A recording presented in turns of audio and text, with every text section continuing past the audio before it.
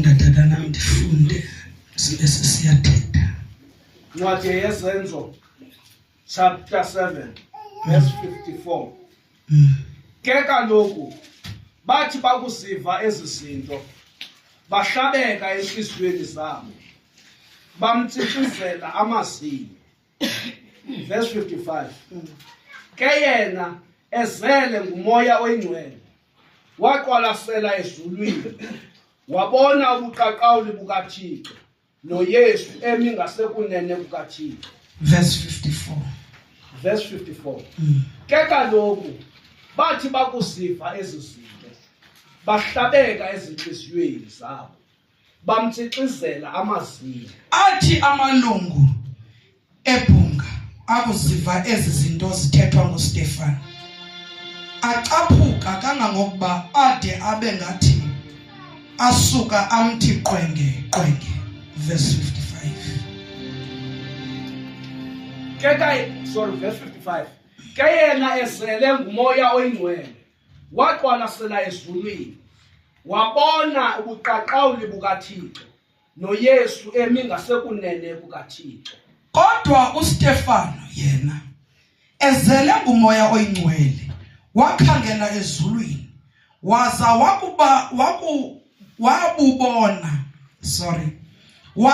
wabubona ubuqaqawuli bukaThixo noYesu eme ewongeni ngakuThixo.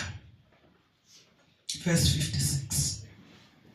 Wathi yabonani ndiwabona amazulu evulekile ndimbona unyana womntu emi ngasekunene kukaThixo. Waqhuba wathi khawukhangele amazulu ndiwabona evulekile nonyana woluntu emile ngasekunene kukaThixo. Verse 57. Badanduluka ke ngezwi elikhulu bazivingca indlebe zabo besuka indulumbane phezu kwakhe ngamxhelo mnye.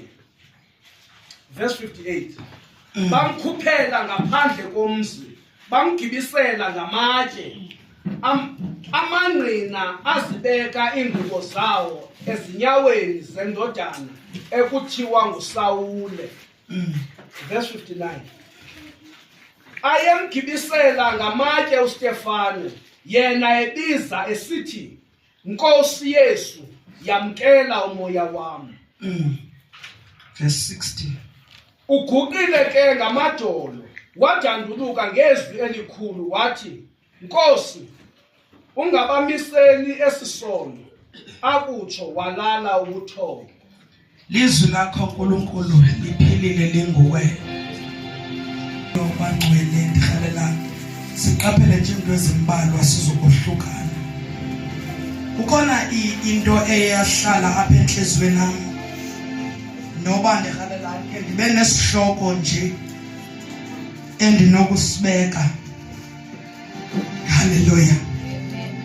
Ndithi ohamba noJehova okanye mandithi into kaThixo iyaliwa. Amen. Lapha sifunda khona siva ngendoda eyakhe yathembeka ekumkhonzeni nasekumnyaniseleni uThixo. Indoda ebizwa ngoba nguStefano. Ngicimbaza zezanto zisenanzikeni. Amen. Asiziyeke. Amen. Haleluya. Le ndoda ebizwa nguStefano lithi iBhayibhile wayezele lukholo nangamandla. Ngoba lithi iBhayibhile ngaphandle kokukholwa akukho ukumkholisa uThixo. Ukholo yilento ethi izinto zingahambi kanjalo uthi kunjalo. Lithi iBhayibhile le ndoda yayizele lukholo nangamandla. Wayesenza imimangaliso nemiqondiso. Haleluya. Nothi nje imiqondiso lide licacisa iBhayibhile lithi emikhulu. Amen. Kuyabonakala ukuthi uStefano wayesenza izinto ezingekho ordinary. Kodwa izinto ezi-extraordinary ethi noma ujongile umuntu athi umuntu ohamba ngenyawo akanokwazi ukuzenza ezi zinto. Amen. Hallelujah. Amen. Xa kukhona ke umuntu ohamba noThixo kakuhle, akuye kube yinto ethandekayo kongendawo. Uye azame ukulwa le message emiswe nguThixo kulomuntu othembekileyo kuThixo. Lithi iBhayibhile le ndoda yayihamba noThixo ikholwa, futhi yayingahambi nje ikholwa, yayiba nexesha noThixo, ngoba awukwazi ukugcwaliswa ngamandla kaMoya Ngcwele ngaphandle koba umane uba nexesha lokuzisa kuThixo.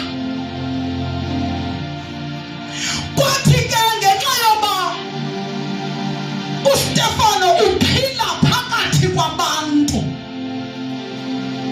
uhamba nabantu abaphila besenyameni, lithi iBhayibhile baye bamenzela amayelenqe, bahamba bayaxoka bathi lo uthetha kakubi ngoMoses. Amen. Hallelujah. Wonyelisa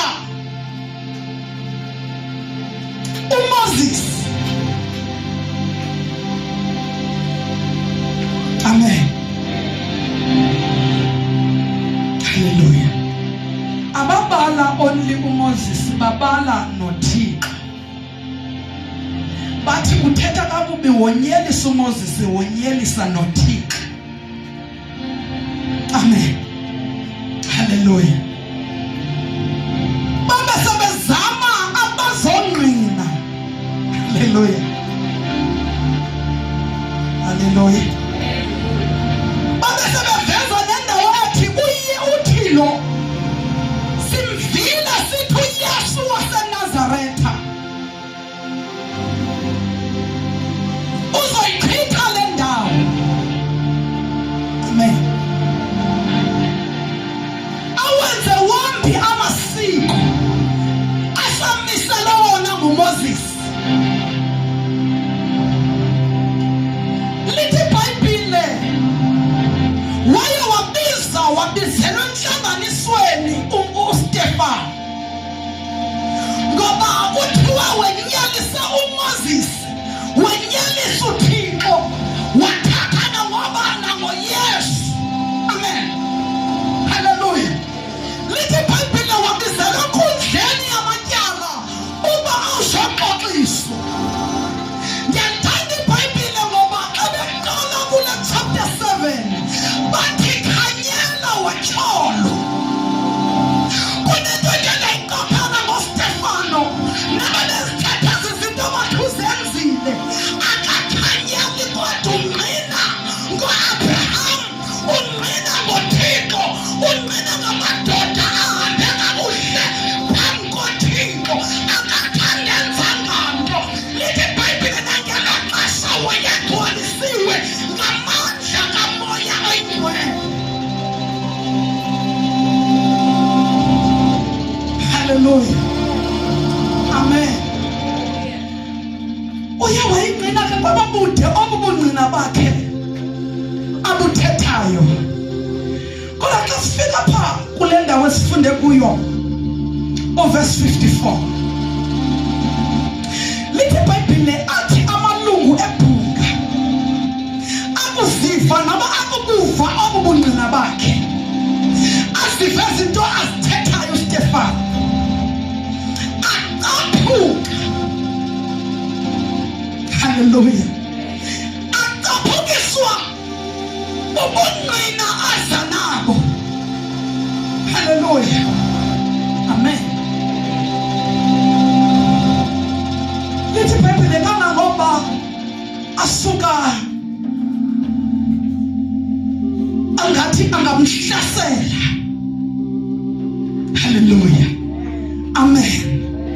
Hallelujah. Kodwa lithi iBhayibhile ngexesha abangathi bangamhlasela lithi uStefane wayegcwaliswe ngamandla kaMoya Oyingcwele.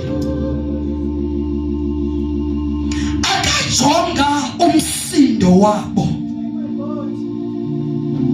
ngoba ebegcwalisiwe. Haleluya.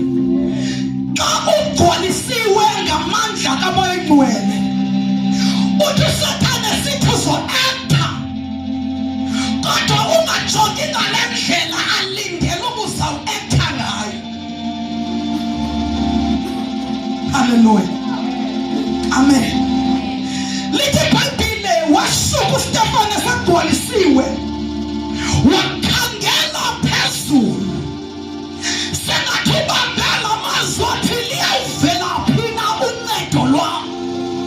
Ndiyavuma apha ndibekwe ematyaleni, kodwa ingathi le ndoda ikhangela phi uncedo luvela khona.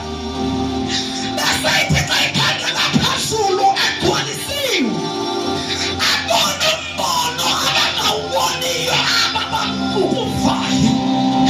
Lalela ndinomyalezo othi wanisitha sisiza ngamandla, sobanisitha kodwa khangela umsindisi.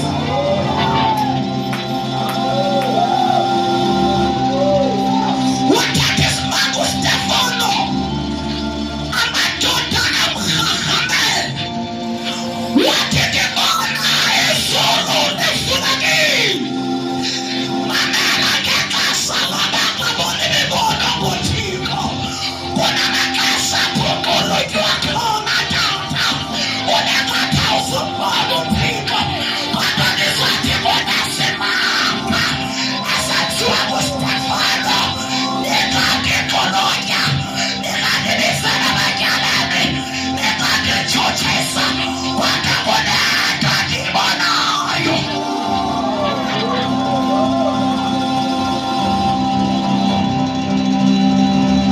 Abantu abazohamba noThixo kakuhle ngabantu abangaboni izinto zalapha, kodwa babona izinto zaphezulu.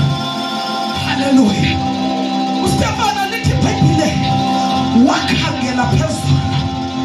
Siyawadinga amakholwa akhangela kuJesu, akahlangana akhangela kuJesu.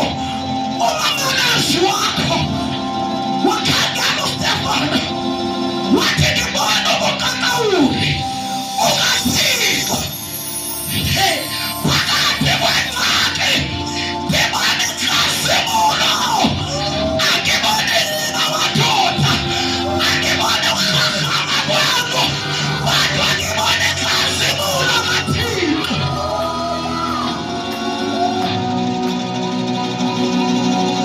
Uthi ndibona noYesu amingasawongeni ngakuThixo. Haleluya. Amen. Haleluya. Amen. Haleluya.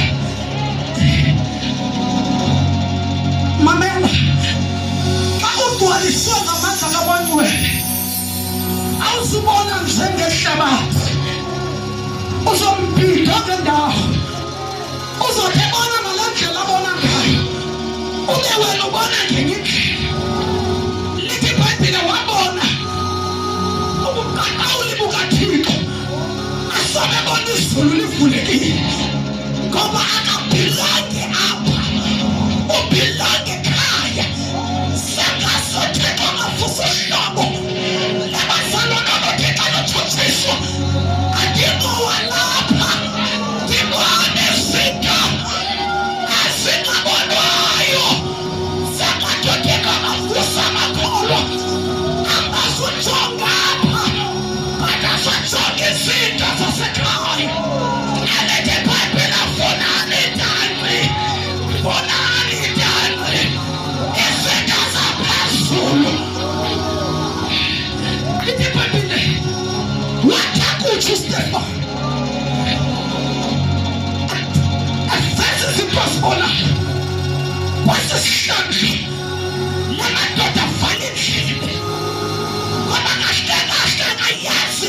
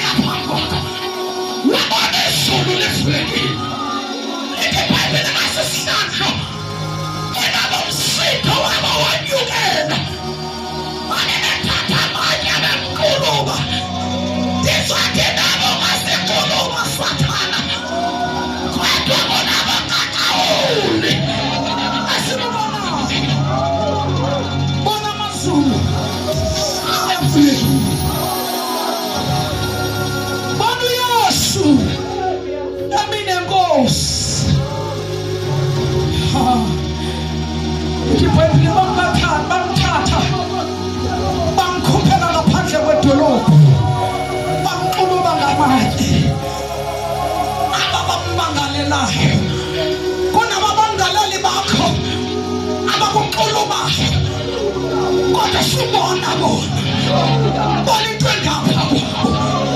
uJehova unampendulo, wena ubona boyena.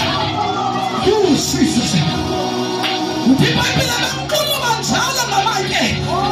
uStefane yena waphila wakhangela enkosini. Kubana ngathi asifihloko, kubana ngathi akuthotshiswa, akhangela uJehova kakholwayo agcwaliswe ngamandla. Ithi uBhayibheli wakhangela enkosini esithi Nkosi Yesu, lamazwi athethwa nguYesu xa uhamba ngakuhlala Thixo uzawathatha amazwi athethwa nguYesu. Umntu wathatha la mazwi nguYesu noStefane sifa ngawo, uthi sebemxulumile amafele ezandleni zabo, ngabakholwayo akafi njengongakholwayo. Lithi iBhayibheli wathatha amazwi uStefane wathi Yesu, njengoba uYesu yena wayethatha kubawo, wathi bawo ezandleni zakho ndiyawunikela umoya wam. uStefane ubisalwa ashiyelwe indawo kuThixo, uthi Yesu ndiyakela umoya wam.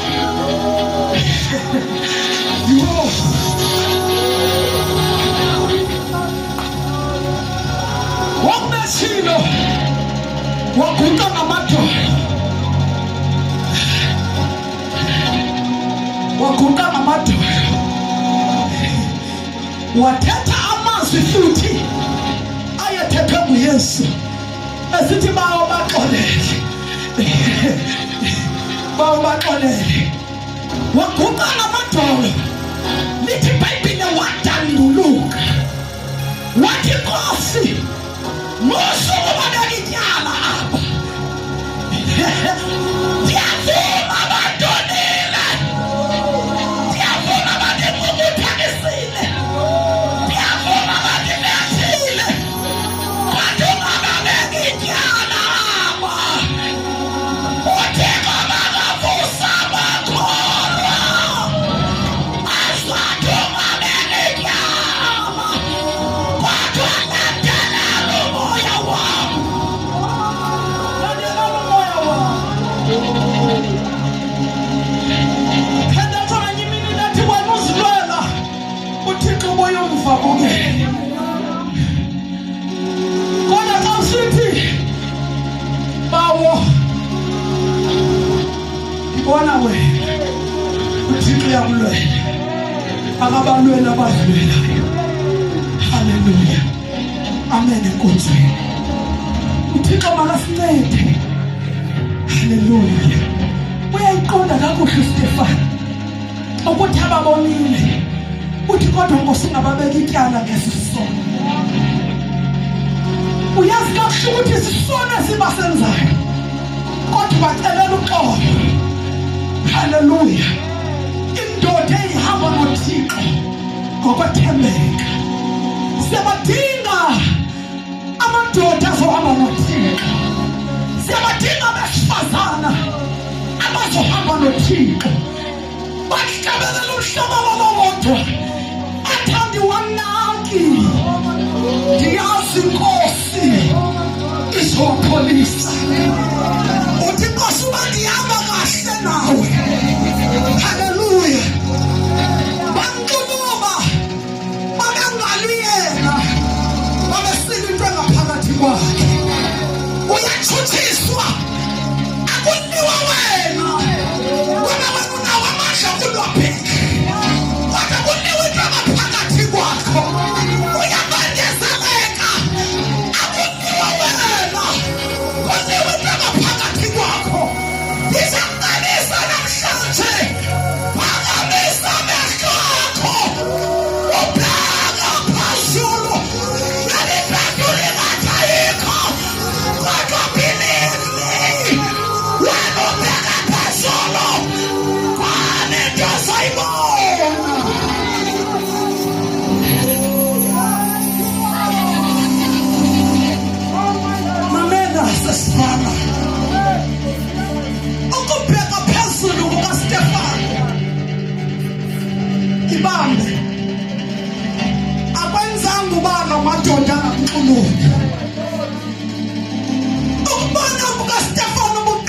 uSawuli abukhange bumise amadoda bangamlimazi. Nawe xa ukhangela phezulu akuzumise ubusathana ngakunyathele, kodwa kukhona into osikeleleka ngayo. Laa nto yabubona uThixo phakathi kwe-challenges, laa nto yabubona ikhazimolo wobungaqawuli bukaThixo phakathi kobulili.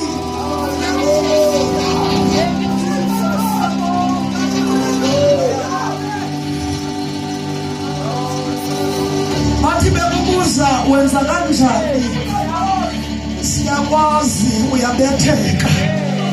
Uthi mina ngibona mna sala khapha, kodwa kunezinto endizibonayo, kunezinto endizibonayo. Abantu abazohamba noThixo ngabantu ababona izinto ezithabathwa ngabantu benyama.